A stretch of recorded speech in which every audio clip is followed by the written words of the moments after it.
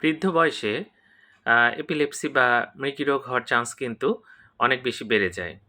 এটা যেমন কম বয়সীদের বেশি হয়, আবার বৃদ্ধ বয়সেও কিন্তু এটা বেশি হয়।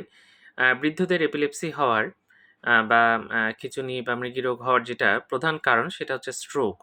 কারণ যত বয়স বাড়ে আমরা জানি যে স্ট্রোক হওয়ার চান্স তত বেড়ে যায় এবং স্ট্রোক হলে কিন্তু এপিলেপসি হতে পারে বা খিঁচুনি কিন্তু হতে পারে। এছাড়া বৃদ্ধ বয়সে ব্রেন টিউমার হওয়ার চান্সও বাড়ে এবং ব্রেন টিউমার হলে কিন্তু এরকম খিঁচুনি হতে পারে। তারপরে ওল্ড এজে কিন্তু ডিমেনশিয়া হয়। ডিমেনশিয়া মানে আমরা জানি যে স্মৃতিশক্তি কমে যাওয়া। স্মৃতিশক্তি ডিমেনশিয়া থাকলে অনেক ক্ষেত্রে কিন্তু এরকম খিঁচুনি বা মৃগী রোগ হতে পারে।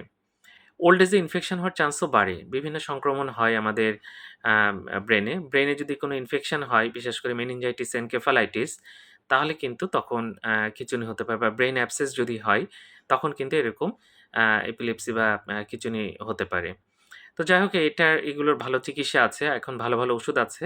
এরকম হলে অবশ্যই ডাক্তার দেখাবেন। ধন্যবাদ সবাইকে।